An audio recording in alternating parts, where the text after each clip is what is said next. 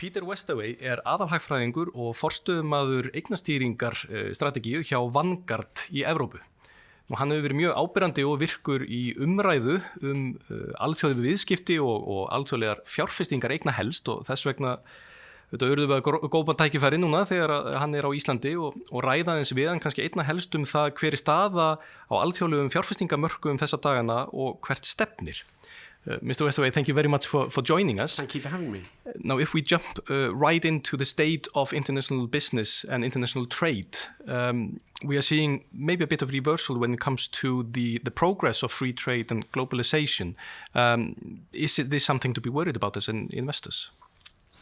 Yes, I think it is. I mean, if you think all the way back to the financial crisis before this one in the 1930s, one of the factors that really exacerbated the downturn back then was the fact that countries all started to look inwards, became more protectionist, and as a result of that, it accelerated the downturn in the economy. And so I think while the world is now recovering since the financial crisis and doing okay, the fact that we now have a situation where the largest economy in the world, the US, is turning inwards and talking about an America First policy, talking about protectionism, that does run risks that perhaps a trade spat between the US and China could broaden out to something worse than that. I mean, there were already implications for Canada and Mexico when talking about NAFTA.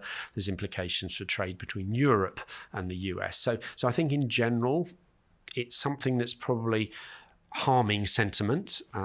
These risks don't have to materialize in their full-blown form for it to act as a bit of a dampener to sentiment. I don't think my central forecast is that we're going to have a full-out global trade war, but that's one of the risks, and I think while there's that risk present, it's a bit of a dampener. Would it be naive of us to look at this only as the actions of America towards some other countries, or is this a trend that you see, that you look at as happening between some other important countries as well? I think probably the US is the main instigator at the moment. But I mean, to be fair, some of the policies that the US is talking to China around is around copyright infringements and some of what they perceive as sort of anti-competitive practices. So perhaps the long game is to improve world trade, even if in the short run it might have short run negative implications. But that's perhaps what we call, the glass half full interpretation of what's going on. Maybe it's not nearly as good as that. And Brexit is, of course, another topic for discussion, especially at your home market. Yeah, we can blame the British as well, if you like, for the sort of inward-lookingness. Yeah. But should we see this under the same in the same view? Is this some kind of a different sentiment towards globalization that we're seeing now in both these important markets that have benefited through the past decades and hundreds of years from international trade?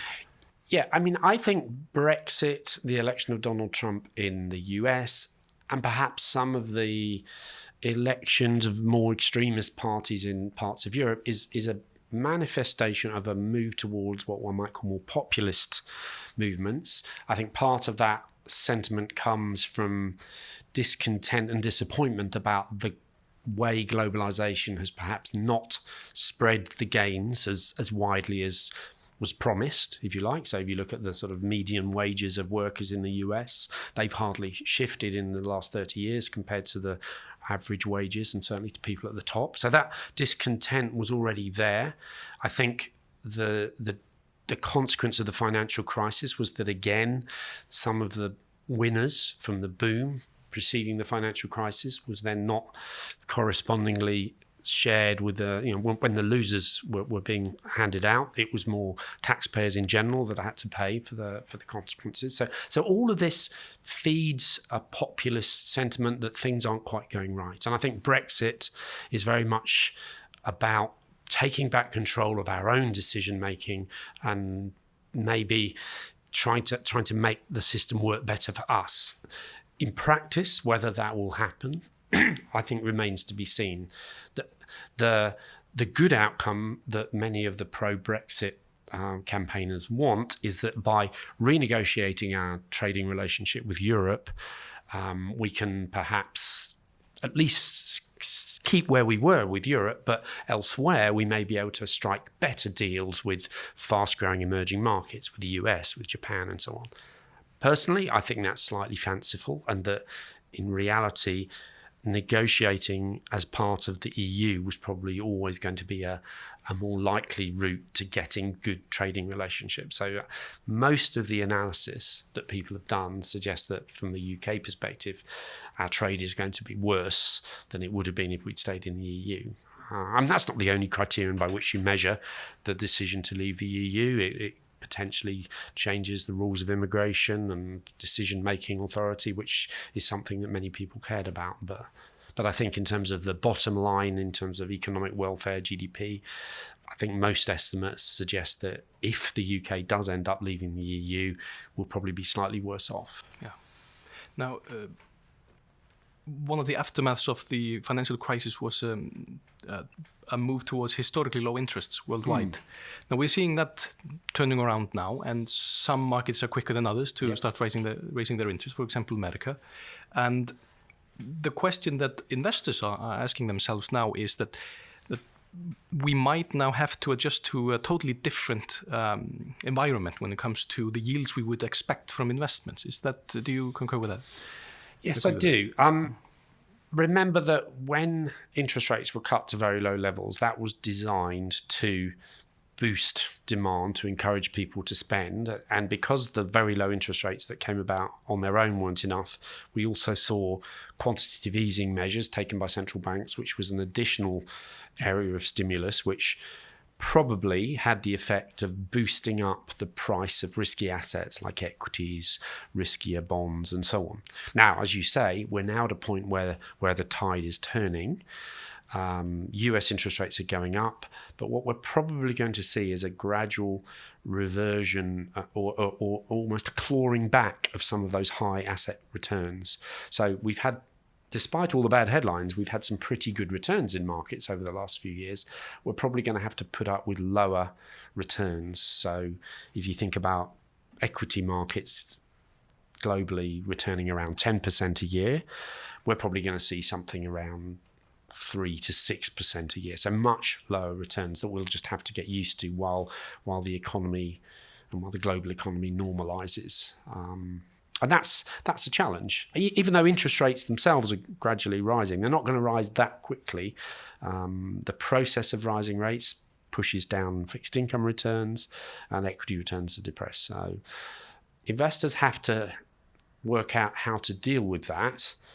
And I think that the risk is that investors will say, I want to have the returns that I used to get, and the way that I can do that is by moving into riskier and riskier asset classes in order to reach for the yield. And I think in general, that's not a great strategy, because it means as an investor, you're taking on more risk than really you want to take on. And so unfortunately, it means you probably just have to save more or work for longer, which is a tough message, but that's the reality, I'm afraid. So taking more risk is a risk that people will do, but do you think it's likely that people will be taking much more risks with their portfolios? I think the tendency is for that to happen, and so we see people maybe looking at the returns they're getting, thinking maybe I should be taking on more equity risk, but maybe moving into more exotic instruments, whether we're talking about high yield or emerging markets, alternatives, which are very often touted as being this is the new, or this is a better way of investing that will allow you to get more out of your portfolio. And I'm not trying to play down the role that alternatives can play, but I think sometimes their benefits are over exaggerated, and often some of these asset classes do involve taking on more risk. They'll typically have a higher expected rate of return, but that's very seldom comes without a cost, which is higher volatility. We've seen now in America, we've seen incredible volatility in the market, or at least this run that we saw in the beginning of the year has completely been spun back. Are there any special or certain areas of the world or certain markets that you seem or that you view as being more ready for this new low yield environment than others and would be more attractive to investors? Yeah, well, I think one of the problems of trying to predict how this low yield environment is going to play out is whether it's going to play out over, say, 10 years with on average lower returns, or whether those lower returns are going to happen very quickly all at once, which involves a sharp market correction. I mean, so far we've seen a correction, but it's not so great, and the risk is still there that it could be. So, I mean, I would say that the markets where there is most, rather than thinking about which markets are most attractive, the ones that are least attractive at the moment are probably the ones that have been most successful in terms of returns recently. So, certainly US equities have benefited most. They're probably the most overvalued. Emerging markets to an extent. Certainly some of the riskier fixed income asset classes in emerging markets and high yields and so on. And so as we see the tide turning, so I think those will probably be relative underperformers. I don't think European equities are massively overvalued at the moment. So I think, if anything, European equities in a valuation sense are probably not a bad purchase at the moment. Do you see the practice of asset allocation at all changing now? For example, the emphasis on stocks or bonds, for example. The Icelandic environment has been completely different than what we've seen elsewhere, where the economic recovery here has not been driven by loans, for example, by debt. But what you're seeing in other countries is maybe a bit more concern now that when you are increasing interests, that those interests are going to bite even more on the debt already being collected in those economies. So is that something to be concerned with? Yeah, I think if one thinks about the different risks in the global economy, I think that's one of the other ones. And we've touched on it in the sense that expected returns are going to be lower. But I think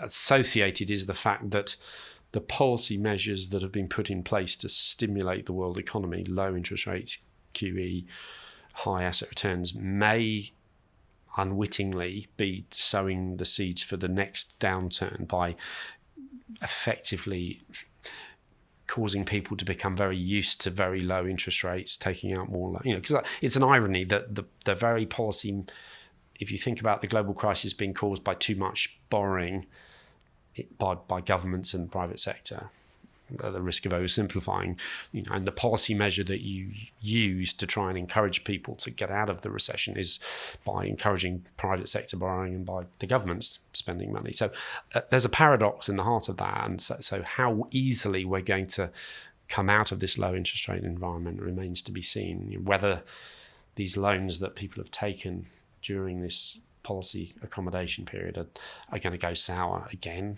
I think that is the risk.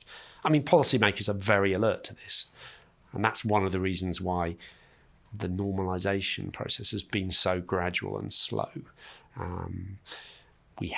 Policymakers don't want to really frighten the horses, if you like, and put rates up too quickly.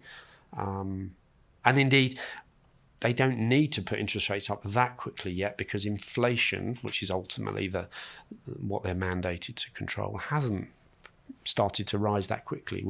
We're in this funny world where inflation still seems relatively dormant, and there are various real economy factors that may be explaining that.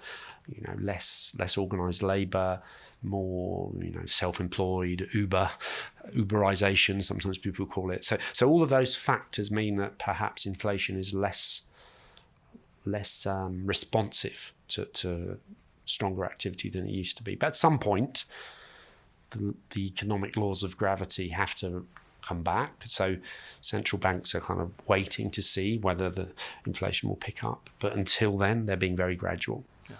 And central banks are using these interests to combat inflation on one hand, but also this has the effect of competition between countries and currencies. Mm-hmm. So when you see now the United States increasing interest much faster or quite a lot more than, for example, both Britain and Europe, is that going to be a factor in the coming months and years that the other markets are going to have to keep up, and that Europe will have to increase the raising of interests? And reach 3 or 4%. It's quite a long leap to get No, there. it does have important currency implications, and ironically for the US, and one of the reasons why I think the President Trump is putting pressure on the Feds to stop putting rates up as much as they are, is precisely because of this currency effect, which then has the opposite effect on trade and the current account deficit, or the trade deficit, than he would want. I mean, the currency implications of relative interest rates is just part and parcel of how monetary policy works. And so, if those currency effects start to have really important effects, then that will then feed back into what happens. So, for example, the euro will hopefully become more competitive as the divergence increases, and that will help provide the growth impetus to push up inflation, which will then prompt the ECB to normalise again. So I don't think it's all bad news, but I think the problems come when currencies start getting used as national virility symbols, and somehow lower currency is a reflection of how badly we're doing. And I think that's the wrong way to look at it. Exactly. Well, that's the time we have. Mr. Westaway, thank you very much for the chat. Thank you very much indeed.